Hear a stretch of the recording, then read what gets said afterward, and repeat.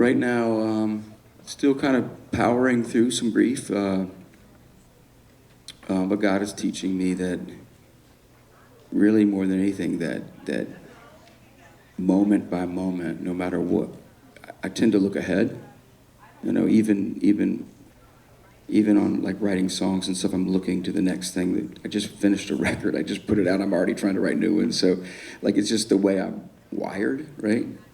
But I think God is really bearing down on me to realize that every appointment throughout my day is Him putting this person in front of me, or Him giving me this moment of time for peace, or Him speaking to me through someone.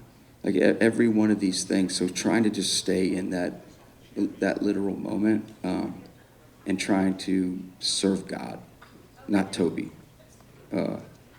If I dare call Him Lord, that makes me a servant. And a servant waits on the request of his Lord. And that's how I want to live. I mean, what I do every day is, most of my life I've toured, you know what I mean? I've done hundreds of shows a year, really. So I'm a person that recognizes that when God gives you a gift, in my case, in your case, it's doing interviews, clearly. In my case, it's maybe doing music. And all of us have a lot of gifts. He doesn't just give us one, usually. I'm a dad, too, and I'm a husband. But the gift He gave me of music is, I look at it as if He gives you a gift, He's giving it to you not to put music out and take from the people, but to put it out there and serve them. And pray that God includes you in His process of turning eyes to Him. And so because of that, it means so much to me that fans would choose my song, even to be nominated. But there's so much great art out there. Awards are hard because there's so many people making amazing art that doesn't get that notoriety. And I would love to represent and shine a light on all those people, especially when you're doing it for the glory of God. If God opens the door, I'm supposed to step through it and do what He wants me to there. You know, and I've done this for a lot of years, as most of you know, and like, I think there might have been years where I was confused about that. But now more than ever, I recognize that if I ask God before I do anything, will you close the door or open the door? Can you please do that for me? Like, God, would you be kind enough to me to make it clear what doors open, what doors close? And if you open a door, I'll step through it. And that's how I try to serve. Prayers that have gotten me through, just give me a glimpse of what eternity looks like. Help me to live in that. Like, it's so easy to focus on what's going on down here, and when something brings us pain, it's really easy to think it's darkness. But when I read the Bible, and I read the Bible a lot, like I love the Bible. I start in Genesis and read the Revelation. I try to do it every 2 years. And the God I know there, the God that I've become familiar with, He has this great eternal plan that I count on. And sometimes things that on earth, short, it might be better for that person and better for me. How can it be better? But I am counting on it. I am counting on the fact that it was better for who we lost and better for us somehow in the eternal realm. I'm counting on that. I'm going down with that thought and that belief and that faith. I think the state of the industry is amazing. I think there's a freshness coming that we've needed for a while. And I'm so grateful to get to watch it bloom right in front of me. You know what I mean? I've kind of thought for a while that, like, we need something really fresh to come in. And I feel like, you know, with Forrest and Brandon, Phil, Jamie McDonald, I mean, there's just a bunch of artists, John Reddick, Terry, and I mean, these are artists that are coming out, and I think it feels really fresh. And I'm like, I feel almost like a little responsibility for our industry because I love it, and I've done it my whole life. I've served, Christian music my whole life, and Christian music has kind of served me its whole life. So, like, I care for it. I sort of want to shepherd it a little. Not that it's my responsibility, but hey, I care. I've done it my whole life. So to see this sort of fresh air breathe through, it excites me. And it tells me, okay, we're okay. I think I have a few answers to that. One is that I never really wanted this. I kind of stumbled into it. So, like, if it was my dream since I was 6, that I'm going to be on stage and sing God's songs, I think maybe I would struggle with ego a little more, but I never really wanted this. I kind of fell into it. And then secondly, I just recognize that God is really big and I'm really little. And that will humble you quick. Also, I'm kind of a grinder. Like there's some people that can walk on stage and just sing a song and it's effortless and it's incredible. Those kind of gifts, that's a tougher gift to shoulder.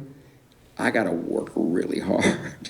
I always have at writing songs. I'm kind of like I call myself a songwriter disguised as a pop artist. Really, I'm a songwriter. That's what I do. I've written my songs from dcTalk to today because I love writing songs. I love communicating the goodness of God, the layers of God in songs. How does that work with help work on relationships with others? How does it with me? I'm good with everybody. I'm Switzerland. Thank you, guys. Anybody else? I'm cool with Velvet. Is someone waiting? Oh, then I'm good. Go ahead. I didn't come here to sit out there. Yes, go ahead. I'm Tana Young with Shinecast Studios, and I was just wondering, for your listeners, what is the biggest message that you're trying to get across through your music? My prayer from the beginning of my career has always been writing songs that turn people's eyes to the King.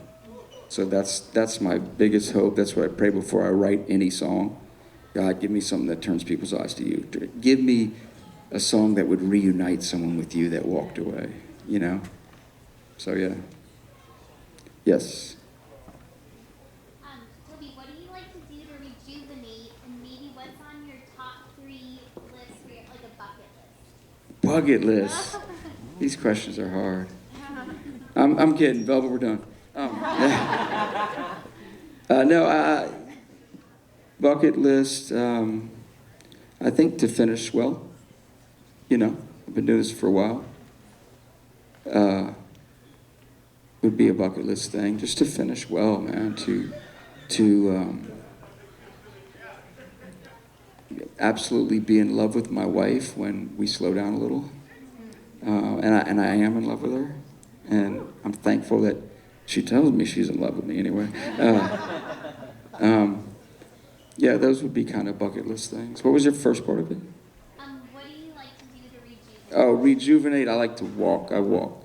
I actually walk on a golf course with a bag on my shoulder, but I walk. Yeah. What was your most impactful part of your journey in your singing career? My most probably the end of dcTalk, my first band. You weren't born yet. Okay. Yeah, I mean, I didn't know what I was going to do. Michael and Kevin wanted to make solo records, and I just was like, well, I don't know what I'm going to do. And then I got offered this opportunity to do a song for a soundtrack called Extreme Days. So I did this rock rap thing, which is how I came up a rapper, really. So then I stuck my little toe in the water. I never thought I would into something where I did it myself with a band. And it kind of worked, and I just kept stepping through the doors that God opened. But my wife and I actually talked about that today. There was a scary moment there when dcTalk sort of said, we're going to stop. And I just didn't know what I was going to do. But God is faithful and kind. Yep. So this kind of piggybacks off of the rejuvenating question. You and I are close to the same age. I just recently saw you perform. You're still jumping and dancing and moving like you did back in the day. So how do you get up and walk the next day? I don't know. I grew up in a sports family more than a music family.